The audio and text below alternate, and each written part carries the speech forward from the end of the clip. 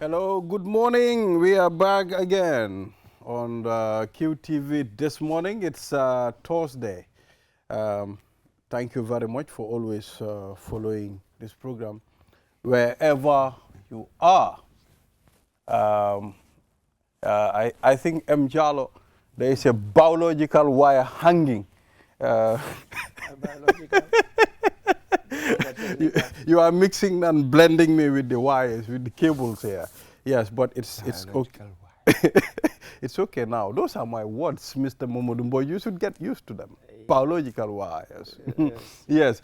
So we are back, and this is QTV this morning. I am Ibrahim Balde, and I'm with Mr. Adedrame here. Mr. Adedrame, it's good to have you again. Yesterday you were there. I was over And there. today you are here. Musical You people chairs. are very dangerous Musical chairs. swappers. Yes, it did. Yes.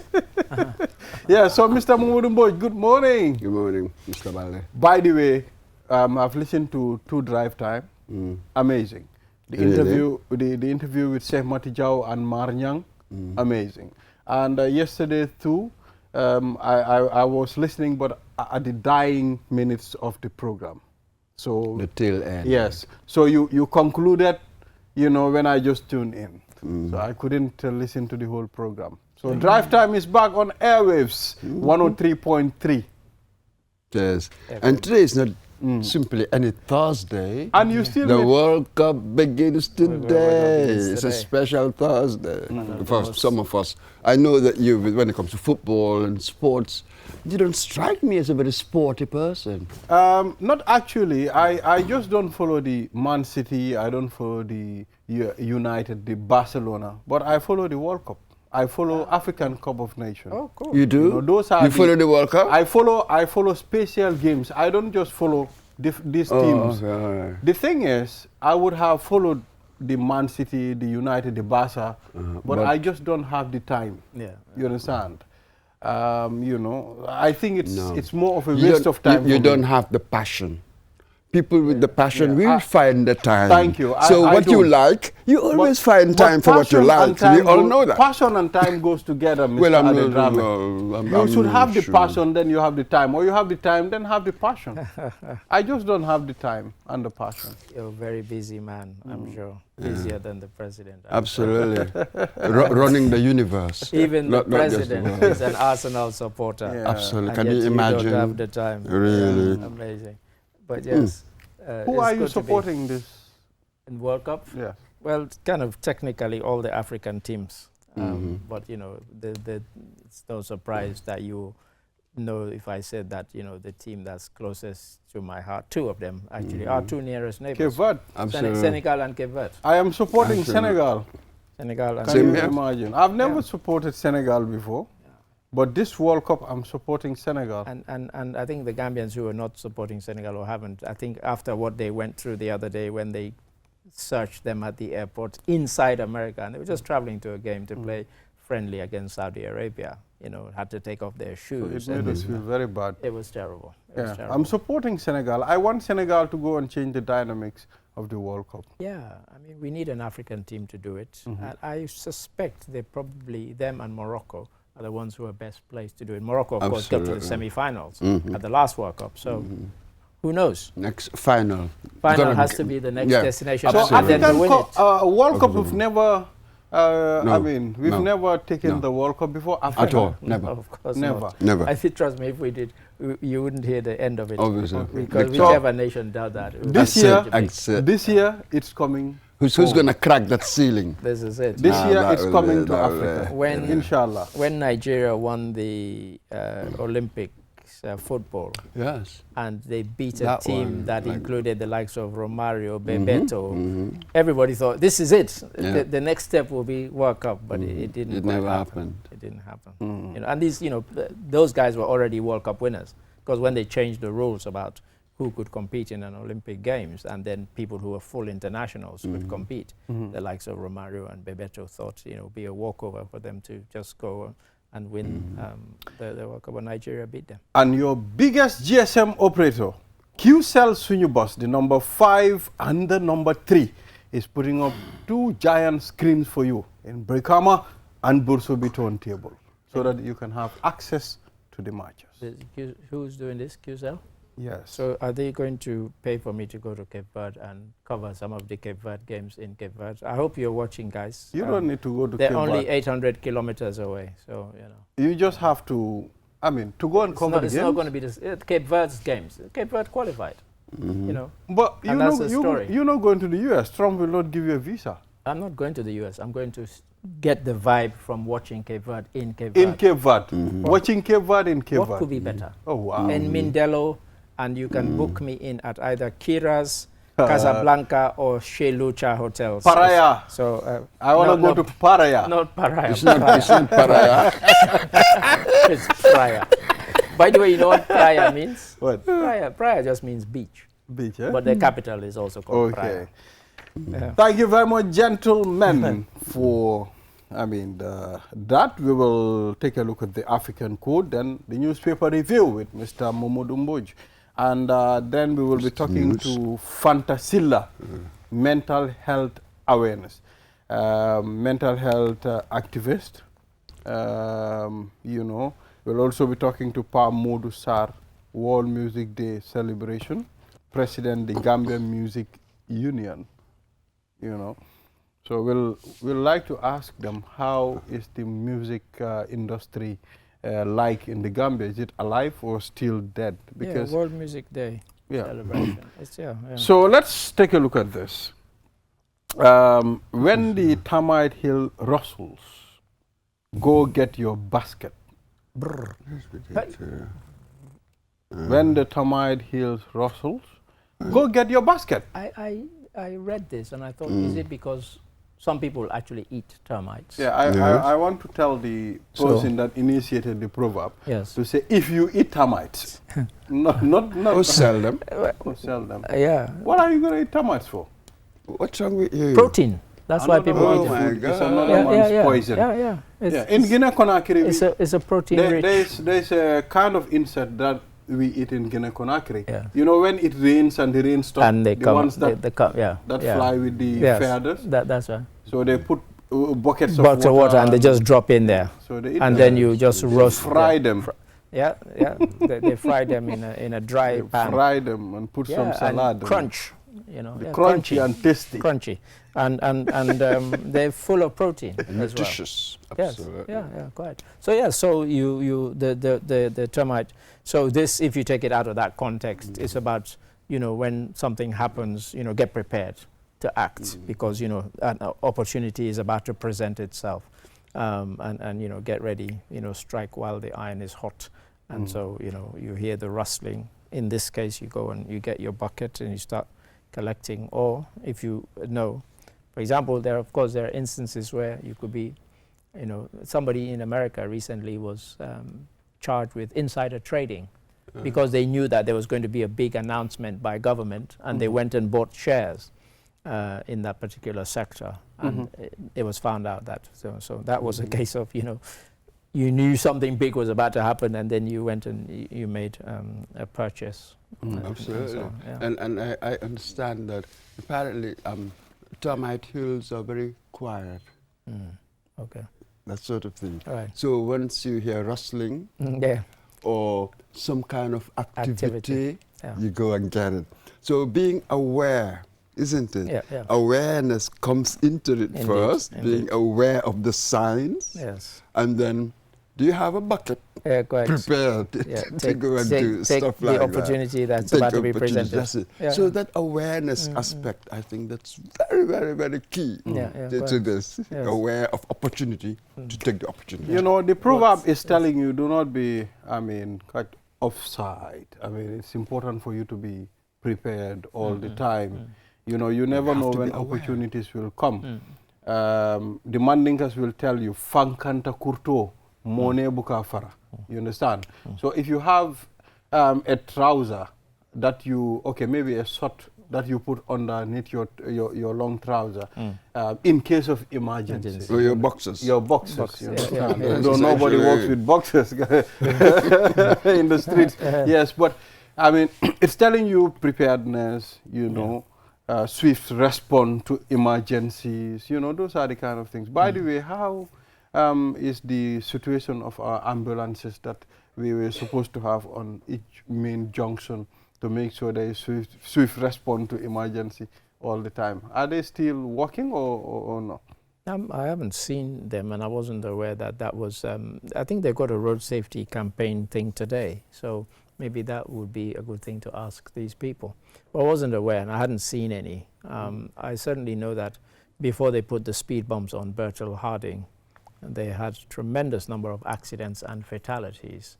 But since the speed bumps, they've cut it to by more than 90%.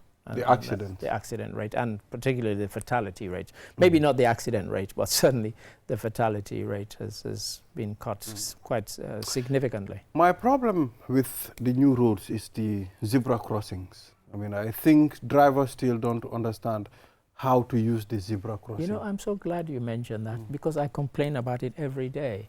Because not only do drivers not know how to use it, I mean, at some, like Senegambia, they have to have police there to stop people, otherwise people don't stop. But also, a lot of the drivers seem to think that it's a kind of bus stop where they can set down and pick up passengers, literally on the crossing. And so if somebody wants to cross, their crossing is obstructed because there's a vehicle picking up or setting down.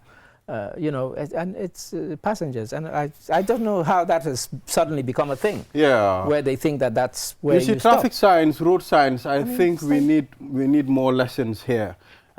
In fact, on the traffic, there are lines that are on the highway, on the main traffic. You need to know what those lines indicate.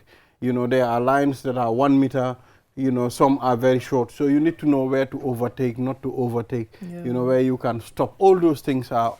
I mean, Mr. Balde, I'm sure that the understanding aspect is one thing. I can accept that some people do not get it. They don't get it. But the problem doesn't end there. Compliance. Yeah, that I was going. Yeah. When something is not expedient for me, I just ignore it. Yeah. Yeah. And it's a death trap. Can you imagine? Yeah. What an irony that the zebra crossing is like a Yes. death trap in many ways. Yes. Because you stop to let somebody cross, and then the one behind you, so impatient. And it doesn't occur to the person to think that this guy why did he stop? What is the reasoning? There's a lot of stupidity. I am going to say it. There's a lot of stupidity on our roads. So you don't need a policeman. If people respect the road signs, you don't need a policeman to be there. Standing. No, that's it. And that's why they stand there, because they know that people don't respect the zebra crossings are white elephants. If you have policemen I'm there. not sure about white elephants bit. Do you know what's a white elephant? They are expensive. Expensive but useless. When I first moved here and I wrote the article for the BBC which upset Tuma Njai, one of the things that upset her was that I said that, you know, putting zebra crossings is a waste of paint. I said because people don't seem to know what it's for. Either the pedestrians don't know and the drivers don't know. And part of that is because a lot of the people who get a driving license, they don't do a theory where they show them signs and say, what is this sign for? Otherwise, they'll show them a zebra crossing and they know that that is somewhere people to cross. One of our own drivers, when I've said this before, my car was in the garage and the drivers used to drive me home. And one of our Q group drivers, there was a man on crutches crossing at the zebra crossing, and he started honking his horn at the guy. And I said, why are you doing that? The guy, you can see the guy is struggling because he's on crutches, and I'm not in a hurry to get home. You know, so I said to him, do you know what that is for? And he said, yeah, it's a place where people can cross. I said, but do you know there are rules that if somebody is crossing, you, the driver, you know, the drivers can't go there, you can't blow your horn at them? And he had no idea. I will tell you something. The one I had with that driver was around Senegambia area.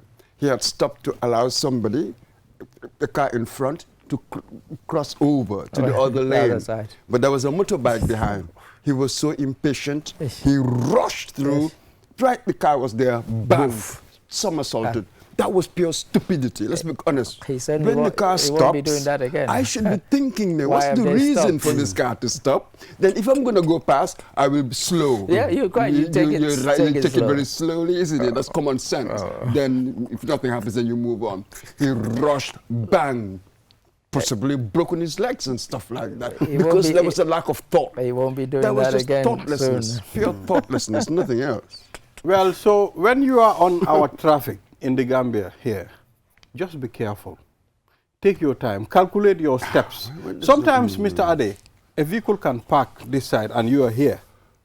You want to cross. You don't know there's another vehicle coming. This is a very dangerous, one. It almost killed like a number of 5 children, almost, with a lady. She was crossing. She didn't know there was a car coming. So this driver, we have to try and stop this driver. But when he stopped, he was almost there.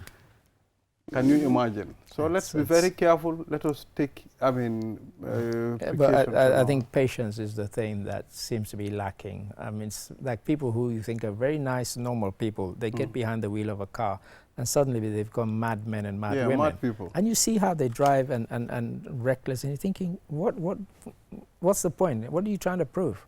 Are you showing off to somebody or, crazy stuff. We have almost gone the halfway of our newspaper review. Without even looking at newspapers, go ahead. Yeah, so let's move on. Let's take a look at one of the papers. Which one do we have, Mr. Adedrame? We have the Standard newspaper. A minister vows to arrest anyone inciting tribalism in politics. Does anybody think that's actually going to happen? Like, really? Yeah, but we have to also look at the other We've side. always had the laws. The impact of tribalism on national unity. Nobody disputes that. Mr. Moj, how is tribalism going to compromise our national unity? That we need to talk about, even if we are not. How does tribalism look in action? This is just an abstraction. Yeah. How does it actually look? Rarely would you have somebody from one tribe and come and say, hey, we need to go and exterminate that other tribe. You don't talk like that. You don't sound like that. I'm sure people recently have been talking about what Sidinjai supposedly said in the audio, that audio. I will never, whatever, with Mandinkas and stuff like that. And even that, what does it mean? He's probably got many Mandinka friends. You know what I mean? Mind you, but that's like the racist person said, some of my best friends are black people. You know what they say? Most things are really never meant. Maybe said it for bravado. We say all sorts of things for all sorts of reasons. And then, but when you look at my actions, it wouldn't work like that. So, I don't know.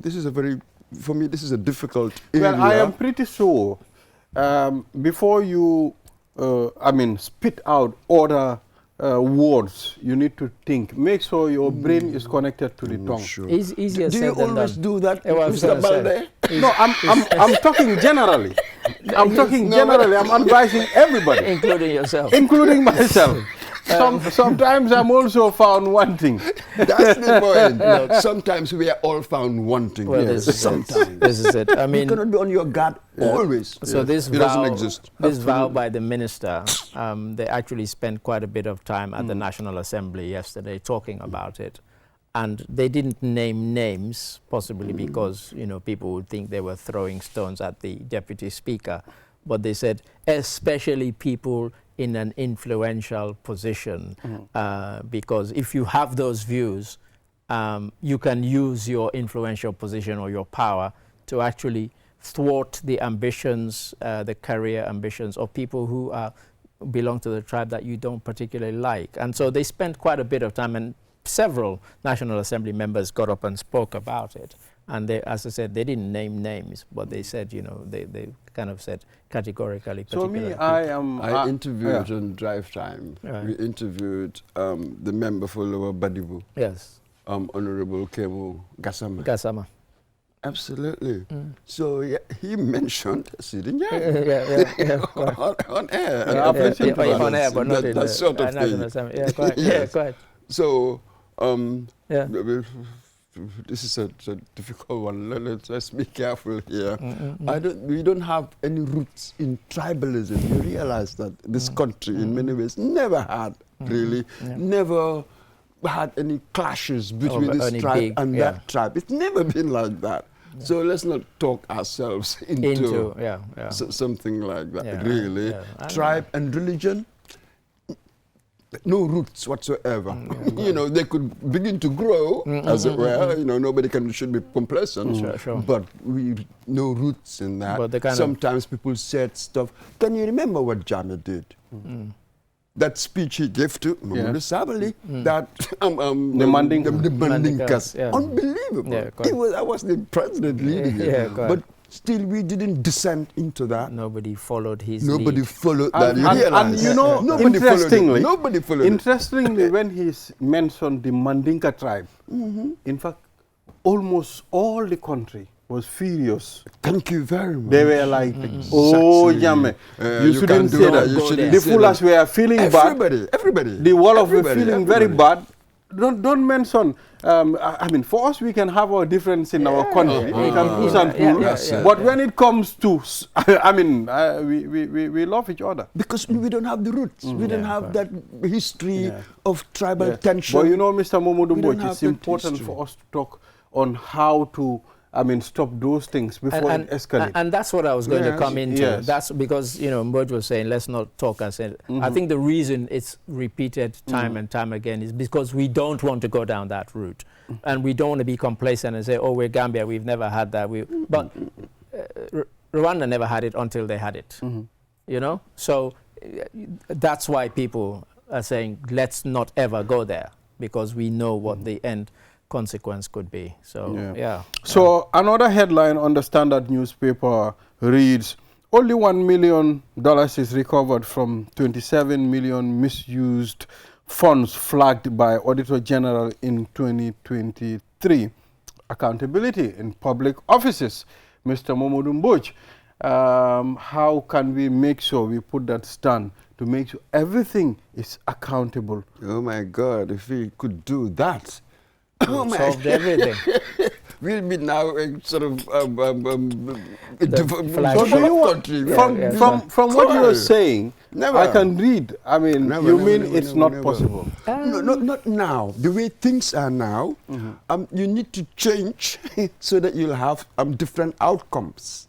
So structurally, the way we organize, as it were, well, it's not been happening. If I want different results, I have to change the way I do things. So that's really what it is. We've not been running our institutions efficiently, especially when it comes to financial management. I will say this, because every report we've read, just recently the local government commission report, we've seen that. The National Assembly, their committees, similar thing. It's the same pattern. Financial mismanagement, nobody follows procurement rules, procedure, processes. We just ignore them and do whatever we want. Institutional failure.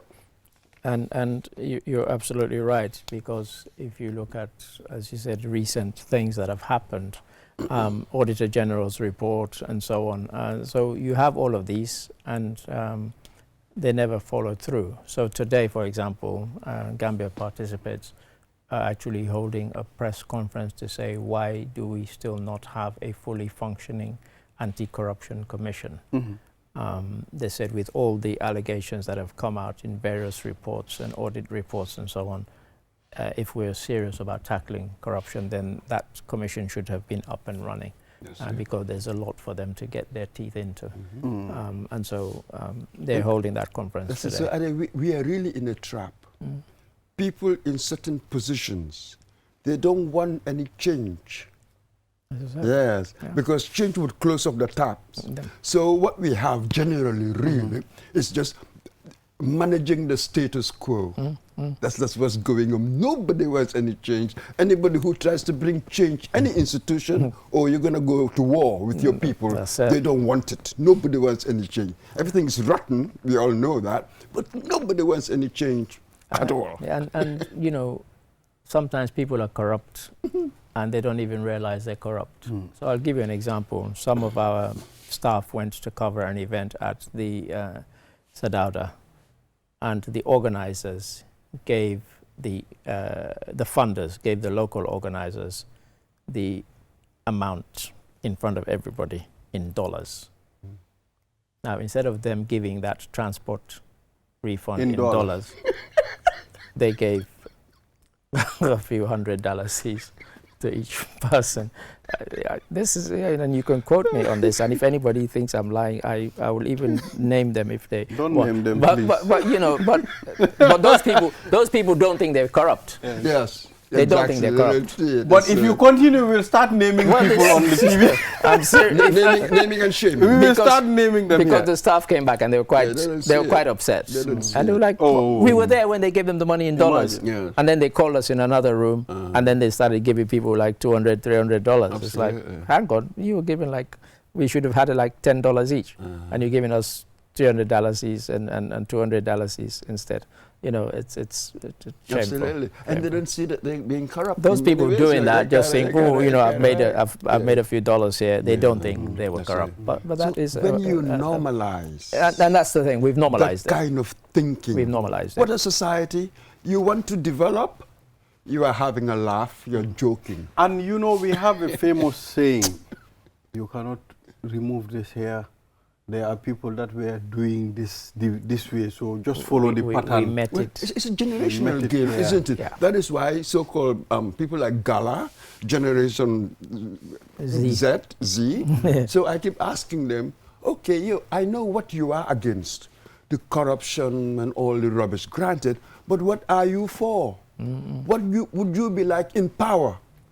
Because if you do not change, what are you fighting for? Or you're just not part of the game, you know, you're not part of the gator, you're not drinking the milk, so you hate it. Once you join them, you become just like them. I'm thinking we have to rewrite our whole system again. I don't know. It's a mental thing.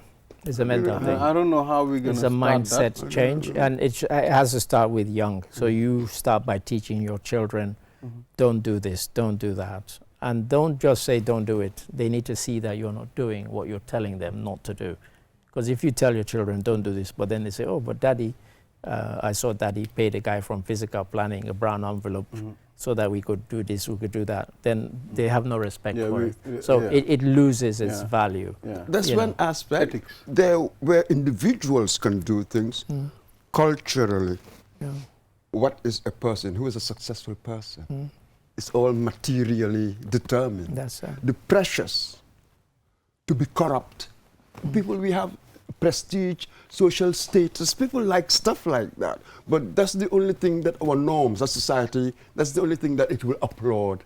It's all material. We have a colleague Nothing, no spirituality whatsoever. And I'll Just give you material life. I'll give you a good example. We have a colleague in our team who has a schoolmate who has worked at the Gambia Ports Authority for same number of time that he's been employed. And he said that guy has been able to build 4 houses. Exactly. And he knows he has not built those 4 houses from his wages. Exactly. There's no way. So that is it. It's the material. You know, and he's kind of speaking show. about it with a bit of envy, like, oh my God, you know, exactly. look at that, my former it. classmate, look at him now, we're the That's it. same age. That's it. But, you know, and That's so it. That's you it. have that, and that's a kind of imperative that drives people to want to be It's like a driving that. force. There's Yeah. no other way of judging what is successful. You know what I mean? Yeah, Nobody's interested in all of that. It's just what we can see, Yeah, the that's house, it. the cars, and Yeah. that sort of thing. The society, our country, the economy doesn't have much money. If you're going to play that game, we'll all lose. You know what I mean? All right, a very interesting headline here. I've been seeing it for the past weeks. There's a guy that scammed a number of people, claiming that he can provide Hajj packages for them. Oh, yeah, I heard about that. Yeah. Travel agency accused of 50 million scam. Okay, Boyd Hajj Travels. I mean, you see, sometimes people need to be very careful on Sometimes. who should come and tell you, okay, we want to offer this type of a service. You need to verify that.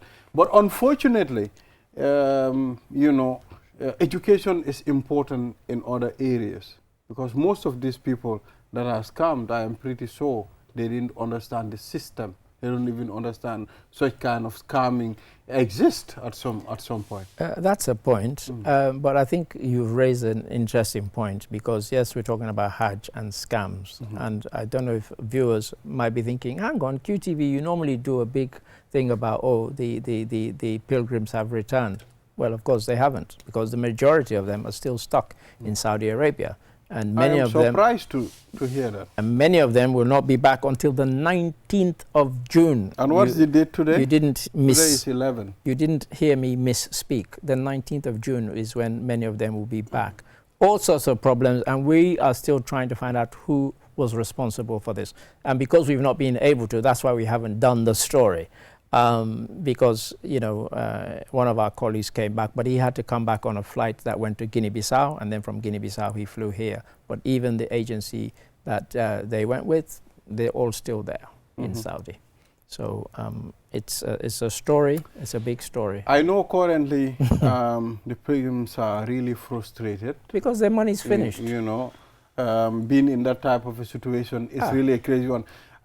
Sometimes we can understand, delay can happen, maybe for a few days. But from here to the 19th, I'm surprised. Mr. Adedrame, you know, that's really a very long time to stay in Saudi Arabia. I don't want to call anybody out, but I am genuinely surprised, unless I missed it. But there should have been a press release from the responsible authorities about this situation. Because people are waiting for their relatives to come back. Absolutely. They're either, and of course you can't send money to anybody there, as was explained to us, because when you go there, they collect your passport and you don't get it back until the day you're leaving.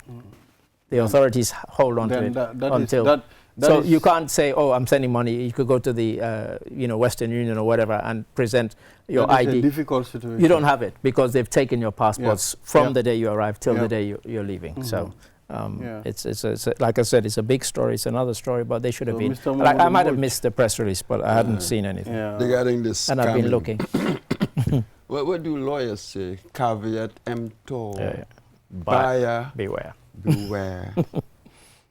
When you're gullible, certain people are gullible or impressionable. I do not know. All sorts of things happen, but you will always have people who will go out to scam you.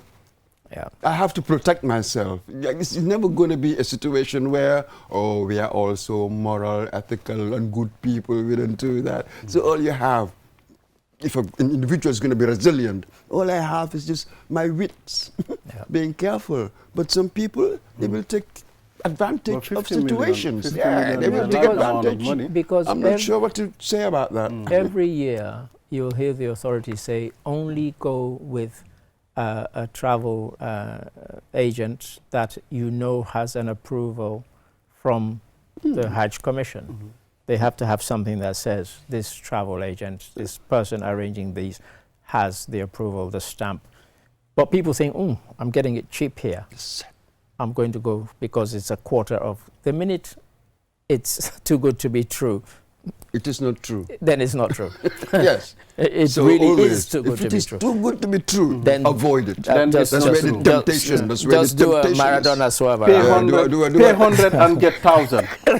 You know that I can never. So leave. Yeah, don't go there. Don't go there. Be careful. But you know, but it's a serious matter because for those people, they would have saved quite a lot. They might even have had people abroad remitting the money to them to say, you know, this will allow you. Some people even sold their lands. Well, Can you imagine? You know, a journey of a lifetime, you know, a spiritual journey of a lifetime. And somebody is now pocketed that and you're left stranded. It's quite shocking. Thank you very much, gentlemen. And it's time for us to go and relax a bit and come back on the program. Mr. Mamadou Mbodj, next year, Manak yo nyoy Maka. Yes. Inshallah. Inshallah. The Q Group package next year, reserve it for I and Mr. Mamadou Mbodj. You know another day. Oh, yes. I agree. Okay. All right. All right. So thank you. We'll take a short break. After the break, the program continues. We'll be back.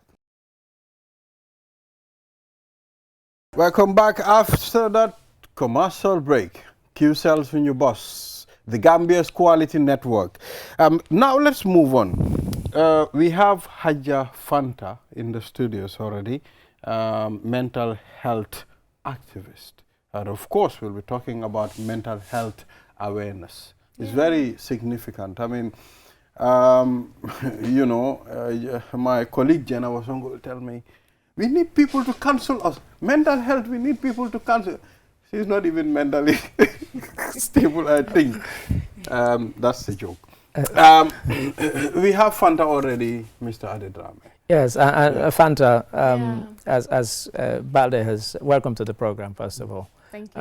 As Balde has said, and he made that joke, and it is something that we joke about a lot. Yeah. Yeah. And our colleague Jennifer Sonko, whom he mentions, she always used to say to us that people don't seem to be aware Yeah. Of mental health. issues and of people's mental well-being. Wow. But what is it that made you want to become, as he's described you there, an activist? What prompted that? Okay, let me just introduce myself. My name is Haja Fanta. I'm a mental health advocate. I live with a mental health condition called bipolar 1 disorder. So I've lived with the condition all of my life, but then it was like not noticeable. Like people couldn't see it. Okay. They couldn't help me. They felt like I was misbehaving or stuff like that. And then I remember like when I was like 15 to 16, I had like my first episode where you're like depressed, you don't know, you cannot sleep, you have a lot of other issues, you have anxieties, panic attacks, you cannot go to school. That's when like your social life has been affected. And then I remember I was taken to the hospital several times, and even the nurses in the hospital couldn't tell what was wrong with me. That's pretty crazy, you know. And then I was put on few medications, but you know, when it comes to the brain and the body, it's not the same. Right. So they put me on medications that will help me sleep. But if you give I was that, going to say, was it mainly stuff to kind of calm you and keep you, yeah. let me come Go there. ahead. It's like Go the ahead. thing is, they give me medications that are for the body. Yeah. Medication that you take for the body and for the brain are not the same, because I need like higher doses to make me sleep. I didn't sleep for 6 months straight. Whoa. How did you manage? I don't even know. I was just 15. Without sleeping. Yeah. I would just cope because I don't know what it is. I remember like being in my room as a child, crying to sleep, and then at some point they were all like I was pretending to be sick, but like you could see it, like I was losing weight. Right. My body, I was losing Of weight. My course. body was getting saggy.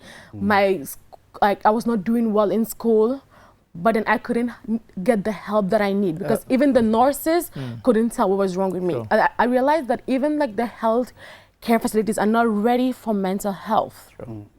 So you mentioned 15 Yeah. and you mentioned school. Yeah. And in fact, before you even said that I was not doing well at school, my question was going to be, how did you navigate the school journey in terms of, you know, lessons and so on? How was that at the age of 15? I just have to force myself to go to school. As I lived in an orphanage, you have to go to school is a must. Right. I'm telling them, okay, I cannot sleep. I'm not functioning like I used to function. And then they're taking me to the hospital. The nurses are telling me, we cannot find what's wrong with her. I had to function like that. And at some point, I didn't have care. So it was like, I was almost like every day in my room crying just to sleep. I remember like I could go to school, I'm in class, and then like, whoop, the anxiety comes, Right. the panic attacks on my chest is like, whoop, whoop, like it's beating extremely fast. And I don't know why. And then they're like, I spoke to like few other people, they're like, rap the this is genes. Yeah. Genes are the reasons this is happening. I'm like, okay. So at that age, my mom was not with me. My dad was not with me. I was in an orphanage. At some point, like, I was going to, like, they were taking me to different marabouts and stuff. Fencatlan, they were just lying to me that, oh, maybe you're, like, affected by a gene, possessed. possessed. Jikiri. Jakeri Rap, that's Yes, what they yes, always yes. say to me. that- They always that's say a the lot time. of stuff, and that is pretty crazy. I also realized that even in schools, right, I had one teacher. I grew up in Basse, rural Gambia. I had one teacher at school that would always say, there's something wrong with this girl. I used to be one of the most brilliant students in my school. Right. But I went from being one of the most brilliant to one of the dullest kids in Right. school. Right. Yeah. So was it your journey, what you went through? Is that what fueled your advocacy? Yeah, that it is. said, look, I don't want other people to go through what I went through. It is. Before we get to that, how were you eventually diagnosed? Because as we've said, the sort of facilities for doing that in this country are very limited. Yeah. So how were you diagnosed that you realized, now I know what it is? I was diagnosed by a psychiatrist, because at some point I was going for therapy with Miss Sylvia. She's a psychologist. Okay. I went for a therapy with her, and she said, I think you need to see a psychiatrist. Yeah, like when you go for therapy and then you're taking therapy, the psychologist will know that I think she needs to see a psychiatrist. The first time I was told that I need to see a psychiatrist, I was scared. Because I know that scared psychiatrists are people that deal with, like, I said, am I mad? Is something wrong with me? Right. And she said, I need a psychiatrist. So I saw the psychiatrist in 2022, and they misdiagnosed me with anxious depressive disorder. So like it's very dangerous when you have anxious depressive, when you have like a mental health condition and then they It's misdiagnose misdiagnosed, yeah, quite. you, you're going to develop another mental health illness. So I had bipolar 2. Bipolar 2 is you can manage You it, can function. but then like I took the wrong medication and I went to bipolar 1 disorder. So like I went into psychosis. I lost my mind. I was like on the streets. I was like screaming. I was doing stuffs on the streets. Like I was into psychosis for the first time. Then I was taken to Tanka Tanka. You know Tanka Tanka, the psychiatric hospital. Sure. Then from there I was taken, I spent like 4 days at Tanka Tanka. Then they took me to another mental health hospital in Senegal, Fatick, Dalal Hel. And that was where I was first diagnosed with bipolar. Yeah, so I spent like a month there and I came back. Okay. So after that again, I was not on medication because they didn't tell me the condition that I had. They kept it from me. All right. So again in 2020, like last year, I went through another episode with psychosis because I was very overwhelmed. Like I shouldn't be too stressed out. When I'm too stressed out, I will go into psychosis. I went into psychosis again and I was taken to Sierra Leone. They have a very good psychiatric hospital in Sierra Leone where I was diagnosed again with bipolar 1. Was that a Kissy? Yeah, Kissy Cresiat. I was there for like a month. So you heard what she called it? Yes. Kissy Cresiat. That's what we call it. So It's let's Kissy mental. yeah, okay. Let's Oh, talk about Yeah. how society look at people with these Both mental health conditions. conditions. Yeah. Like I feel like when you tell people that you have a mental health condition, the first thing, oh, she's supposed to be on the streets. She's mad, she's this, she's that. That's not it. There are a lot of people that have mental health conditions that they live among us. So we need to be careful of how we interact with people because not everybody's okay. And then I realized that the discrimination and the stigma attached to mental health, a lot of people are like hiding their conditions. So you wouldn't know.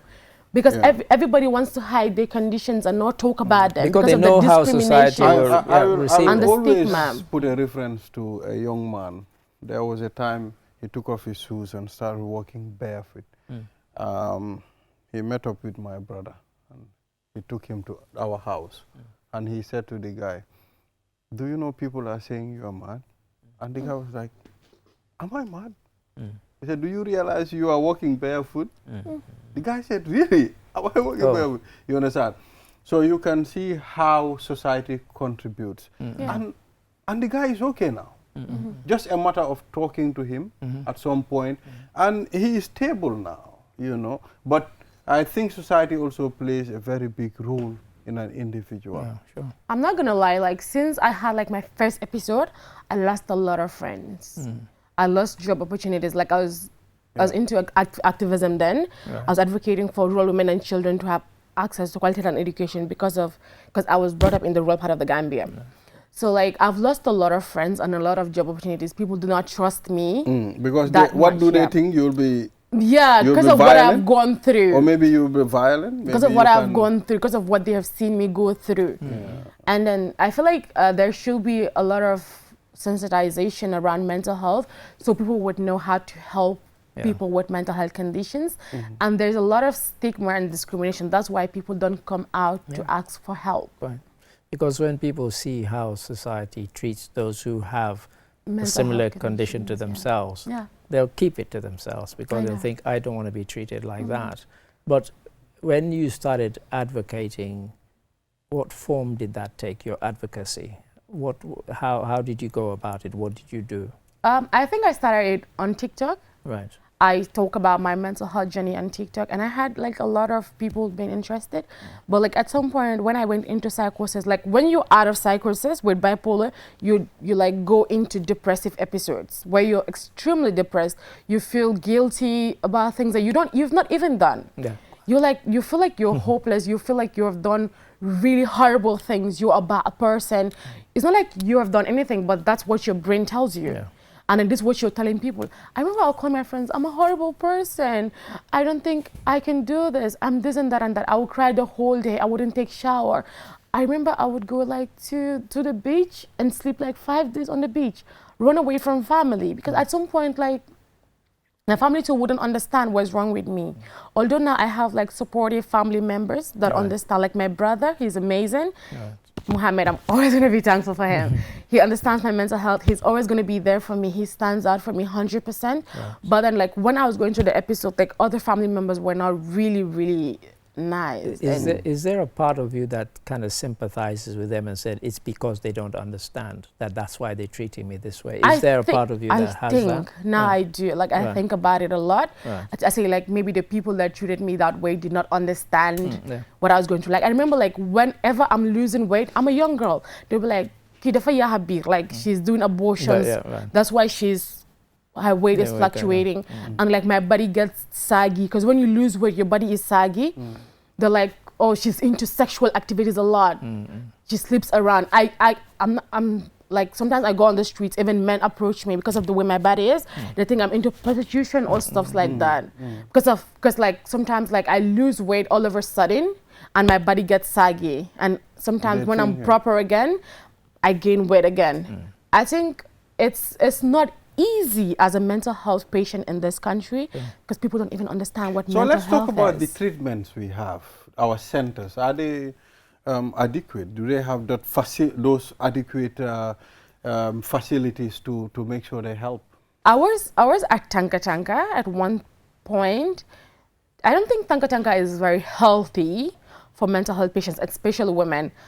I almost got sexually abused at Tanka Tanka once of time. We hear that a lot. Yeah. Once of time. Yeah. That is what happened to me. But like, and then I went to other countries. I went to Sierra Leone. Sierra Leone is very like safe when it comes to mental health. Women are like separated from men because when you're mentally sick, you can do anything. I remember, like, I don't want to be on clothes. I just want to be naked and sit down because that's what I want. I want to walk around naked because that's how I feel I want to do when I'm mentally sick. And then there are boys around. What do you think they will do? They will want to try to sexually abuse you. You see? I feel like when it comes to like Tanka Tanka, where I have been, the men should be like separated from the women. They are not separated. They're like in the same space, but like not in the same. The same, probably. An annex or they have something? different sleeping areas, but then like the same compound. The compound is and then like I'm the imagining how that boy left his space to my space, because like when you have bipolar, you don't eventually forget everything.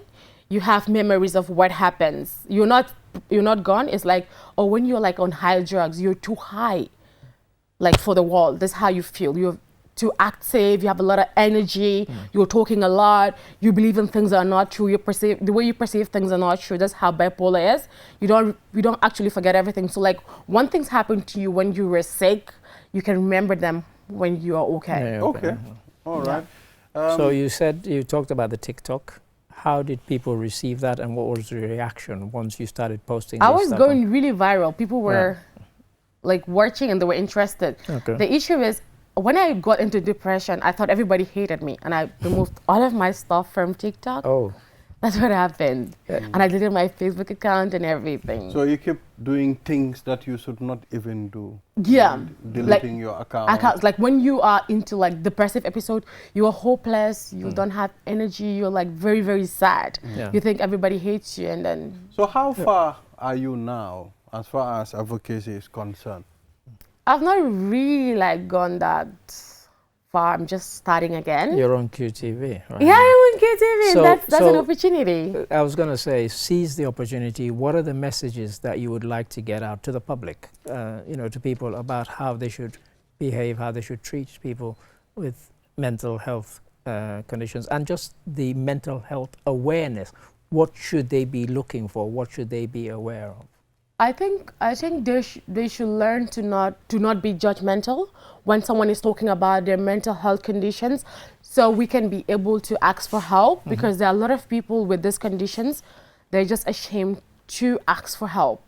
Like for me, I go to Tanka Tanka every month to see the doctors, and I buy my medications every month, and I would encourage every other patient to do the same, and not listen to people when they say, Danga I'm rap, Danga you have this and this, because the same way our bodies get sick, we have diabetes, we have HIV, we have other illnesses. That's the same way our brains get sick, and we have to understand that. Go and see your doctors. If you need to see a therapist, go see a therapist, and all of those stuff. And then I also believe, like, in schools, there are students that are mentally sick. In schools, there should be like social workers put in schools to help people that have mental health issues, people that will complain about being stressed and stuff.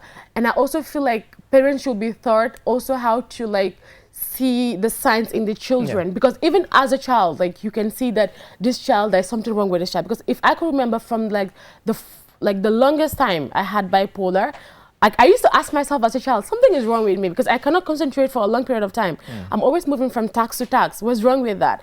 If I'm concentrating for like 1 month, the next month I'm not concentrating, so something is really wrong. So parents should be taught how to help the children see the signs, teachers, and then there should be more awareness raised in hospitals for nurses to know how to help people with mental health issues, so that they understand that it's not just about the body, the brain to get sick, and sometimes there are illnesses that gives you depression for no reason. For example, I remember telling someone, I'm depressed. They said, what's the reason? I said, I don't even have a reason. They're like, you have a reason. You don't know why you're depressed. I'm like, I don't even have a reason. It's because I have an illness that makes me depressed for no reason. And then like, when I say to someone, I cannot sleep, they'll be like, why can't you sleep? I'm like, I cannot sleep. They're like, you have a reason why you can't sleep. Your mind is on something. I'm like, I have an illness that makes me not to sleep. They have to understand these things. And I think the message, that's a good message. And So I think imagine, also, imagine a young lady living in Bajakunda or beyond Basse, Nyamanar, and who doesn't understand this thing. And you keep taking the individual to Marabous and they give you a lot of concoction to drink. They did that to me a lot. And you keep, the person keeps shouting. And you know, probably with proper medication and proper counseling, you can reverse. You know, but many people are in the streets today without help. You know, really sad situation. You know, so in the Gambia, you went to Sierra Leone. I did. You have seen the standard in Sierra Leone. I did. If we are to improve in the Gambia, what should we do? What do you think should be improved? I think compared to Sierra Leone, there's a huge gap. When it comes to them, I think they understand what really mental health is, and then they understand that they have to invest in like mental health, and they're doing the work. But like I think like with Gambia, people are not really that interested in mental health. They don't because they don't know what it is. You know why?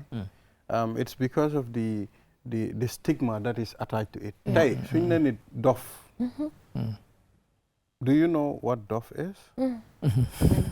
When you call a person doff, it means that individual is disconnected to society. People are always, and to be a deaf person, it's a sickness. You can cure it. You know, so I think that's why society don't want to talk about it. They don't want to associate. But I think the only way we can change the dynamics is when we start associating and listening to these people and getting closer. So one thing I also wanted to say, when I was sick, I wanted to hear someone talk about their sickness too. Talk about, oh, I went through this and this.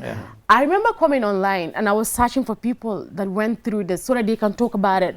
And I was not seeing people doing this. They're all scared to come because forward. Like a psychologist can sit in front of me and talk to me all day about how to be better. But I want to hear someone that has gone through it tell me this how I overcame this. You understand? And people are really ashamed of it. Imagine a nurse telling me, you shouldn't tell people your condition. I'm like, no, I feel like this is an illness. And then if I talk about mine, that would encourage other people to understand that their condition is normal and then they can overcome it. You understand? Yes. We are glad because you're going through those conditions and now you're sitting on television. People are watching and you're talking about it, you know, with confidence. The other day when Jenna Wasongo talked about her menstrual cycle on TV, you know, I believe now we are moving as a people. Before you don't talk about those things.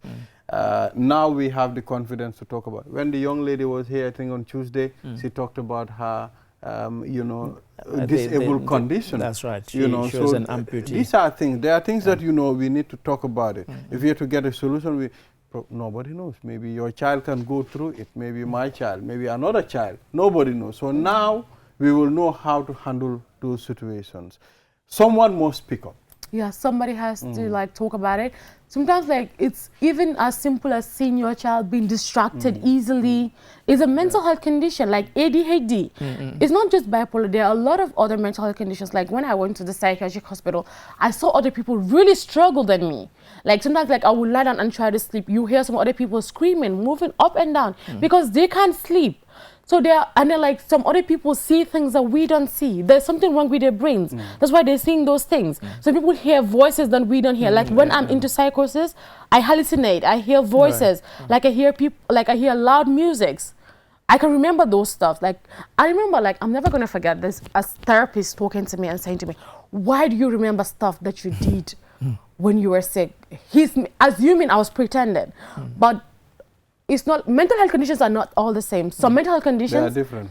like when I was in there, I asked them, why do I remember stuff? They said to me, because you have bipolar. Bipolar does not affect your memory. Some other conditions affect your memory. Some people cannot remember. Like when I'm sick, people try to take advantage of me. Give me money, this and that. I will give it to you because I'm sick, but I will remember that I gave you money when I recover. You understand what I mean, right? So these are things that are really like happening, and then we need to talk about them. There need to be more awareness reasons. Even though there are like mental health facilities right now, there are people like psychologists coming into the country. Like Tanka now has doctors, psychologists and stuff. They're like improving a little bit.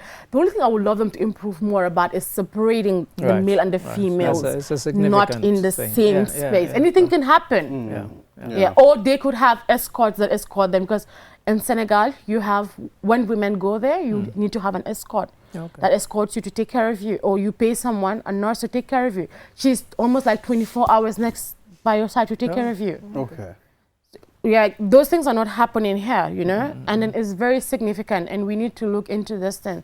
Like most of the things that I'm gonna talk about more is like the discrimination that we face. People have looked at me and said to me they don't want to be my friend anymore because of this condition. But I have my best friend. She's always gonna be there.